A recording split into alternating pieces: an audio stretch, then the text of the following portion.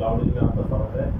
हाँ, मैं इस समय भाई तेज सिंह जी, ये लगभग पिछले 40 सालों से लगातार मिशन का काम कर रहे हैं। अम्बेडकर मिशन की बात करते हैं और बहुजन समाज की बात करते हैं, बुद्धिज्म की बात करते हैं। इनका बहुत गहन अध्ययन है और इन्होंने काफ़ी सारे प्रोग्राम कर चुके हैं, रैली कर चुके हैं, पूरे देश भर में इन्होंने अपने मिशन में काम किया है।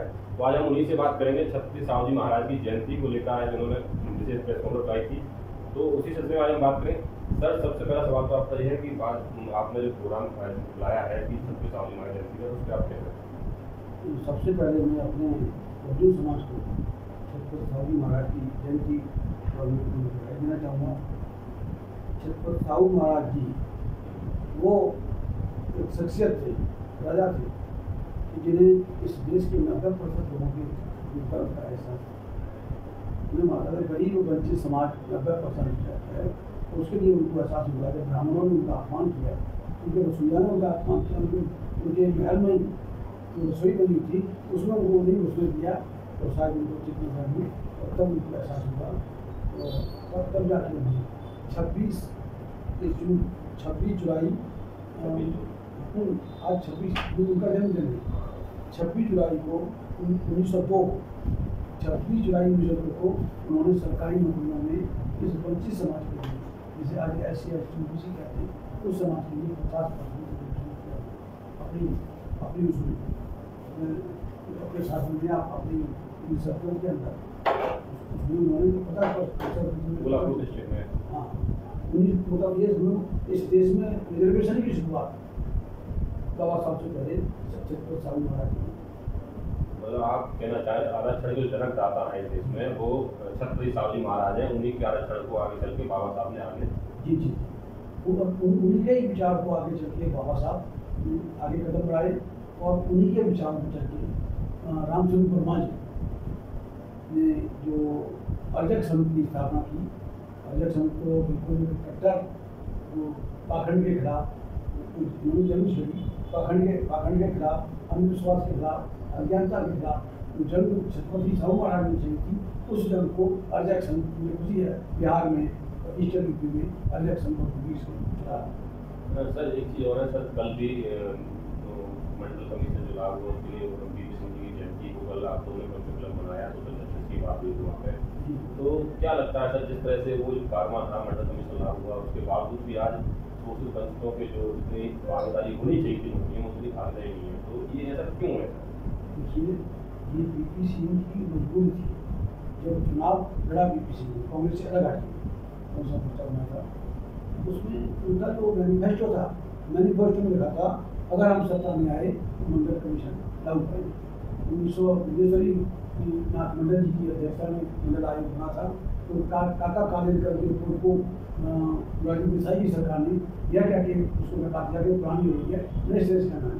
तो बिंदुसरी प्रसाद मंडल जी चीफ मिनिस्टर रहेंगे आगे, उनकी अध्यक्षता में जब आयोग बना, पिछड़ा वर्ग आयोग का गठन हुआ, मंडल कमीशन का गठन हुआ, तो उन्होंने 1 साल के अंदर रिपोर्ट दी। 1 साल की रिपोर्ट आने के बाद 80 में रिपोर्ट आ गई थी। 80 से लेके 88 तक वो रिपोर्ट ठंडे बस्ते में कांग्रेस ने डाल दिया। बीपी सिंह विद्रोह करके वहाँ से निकले, तो जब चुनाव हुआ 1989 का जो चुनाव हुआ पार्लियामेंट का, उस समय उन्होंने मैनिफेस्टो में बीपी सिंह ने लिखा था कि अगर हम सत्ता में आए तो मंडल आयोग की सिफारिशों को लागू करेंगे। लेकिन बीपी सिंह की सत्ता कायम हुई, बीजेपी के सहयोग से कायम हुई। लेकिन जब 11 महीने हो गए उनको शासन चलाते और मंडल कमीशन की बात नहीं की, तो काशीराम जी ने दीवारों पर लिखा मंडल कमीशन लागू करो वरना कुर्सी खाली करो। इस तरह से करके उनको हुआ। उसके बावजूद भी नहीं हुई।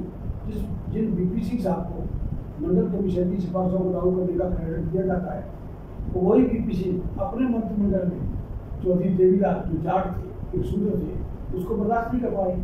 तो सामाजिक न्याय की बात, सामाजिक न्याय का मसीहा कहा जाता है बीपी सिंह को, वो एक जाट को एज डिप्टी प्राइम मिनिस्टर बर्दाश्त नहीं कर पाए, और उस समय उन्होंने भी चौधरी देवीलाल को वहाँ से उसे अपनी सरकार से बाहर कर दिया, अपने डिप्टी प्राइम मिनिस्टर के पद से हटा दिया। तब जाके उस समय उन्होंने एक बहुत बड़ी रैली इसमें दिल्ली में आयोजित की। मेरे ख्याल से कम 1 करोड़ लोग रहे। उस रैली से घबरा कर बीपी सिंह को उस रैली को काउंटर करने के लिए जो सवर्णों की जरूरत होती है, तब जाके उन्होंने मंडल कमीशन की घोषणा, और मंडल कमीशन की घोषणा बीपी सिंह ने की। लेकिन घोषणा करते समय उन्होंने ये नहीं बताया कि किन किन जातियों को इनको लाभ हो रहा है। और मिसकंसेप्शन की वजह से बैकवर्ड समाज ही मंडल कमीशन की सिफारिशों को के खिलाफ मैदान में उतर के आ गया।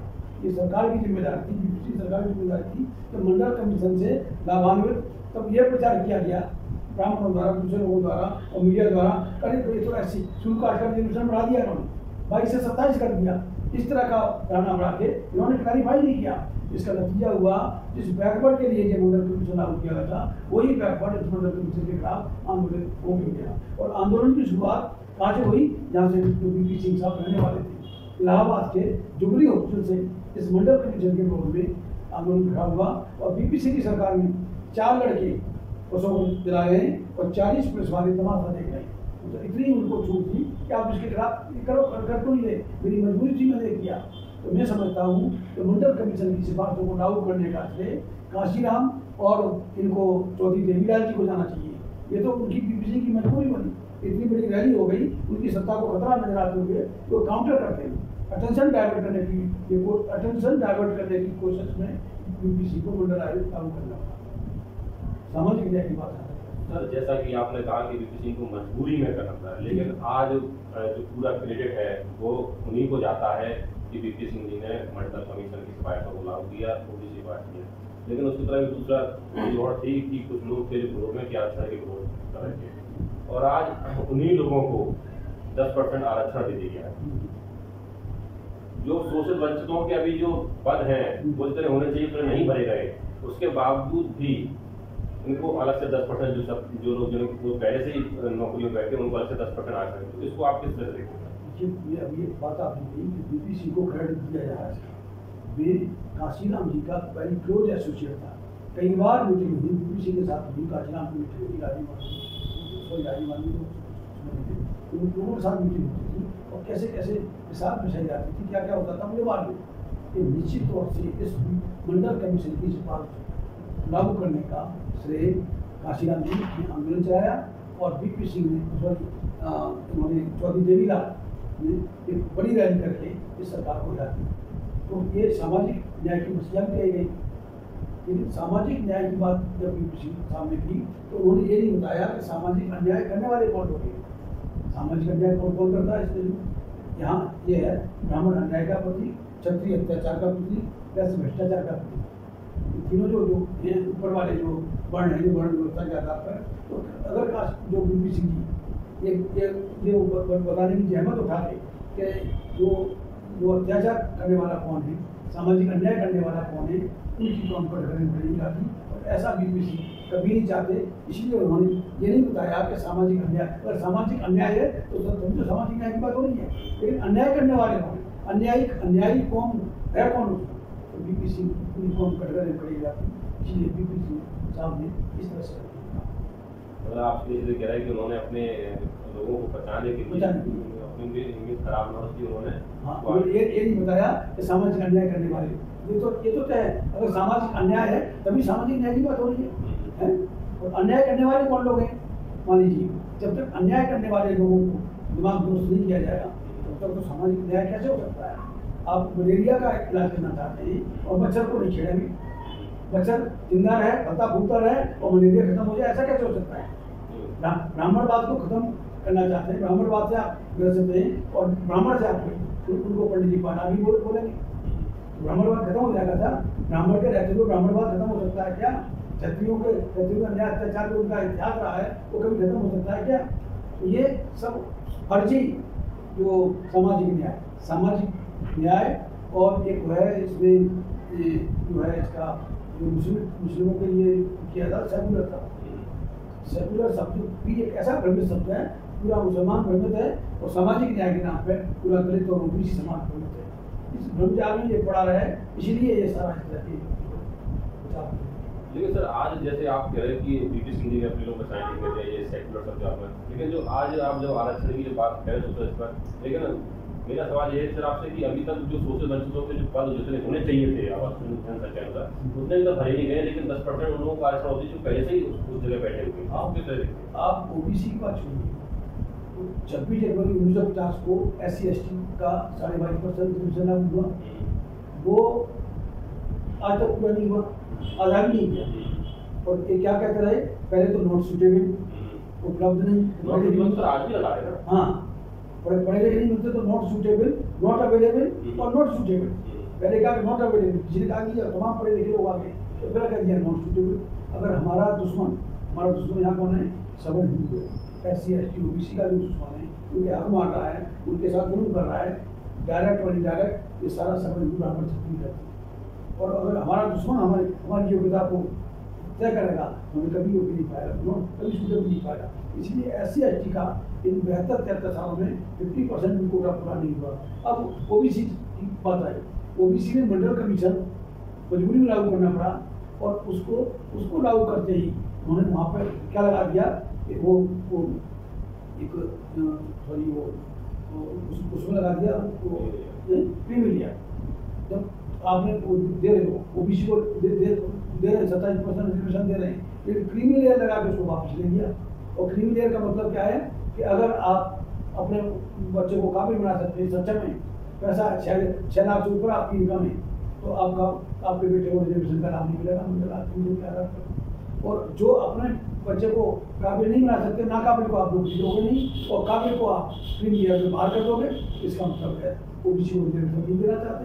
लेकिन OBC इस बात को आज नहीं समझा कि आरक्षण दिया उन्होंने मजबूरी में, मंडल कमीशन की बात उन्होंने की मजबूरी में, लेकिन उसको क्रीमी लेयर लगा के उसको वापस भी दे दिया। आज तो 10% रिजर्वेशन इन सवर्णों को दे दिया, तो संविधान के विरुद्ध है। सुप्रीम कोर्ट उन्हीं का, ये सारे उन्हीं के ब्राह्मण बैठे हुए हैं। तो ये जब एक दफा तो जो ऑर्डर करता है इंदिरा गांधी के मामले में, इंदिरा गांधी के मामले में जजमेंट आया रिजर्वेशन के ऊपर, इसमें सुप्रीम कोर्ट कहता है कि 50% की सीमा तय कर दी है, 50% से ज़्यादा आरक्षण नहीं होना चाहिए। और वही सुप्रीम कोर्ट कि जब 10% इनको सवर्णों को दिया गया, बिगर सेक्शन के नाम पर दिया गया, तो वो फिर 50% की सीमा का उल्लंघन हुआ, तब उसने नॉन वोट क्यों नहीं किया। ये पूरा ब्राह्मणवाद है, उनका है। शासन प्रशासन और न्यायपालिका में उन्हीं के लोग बैठे हुए, 90% ब्राह्मण बैठा हुआ न्यायपालिका में, यह न्याय की उम्मीद नहीं है।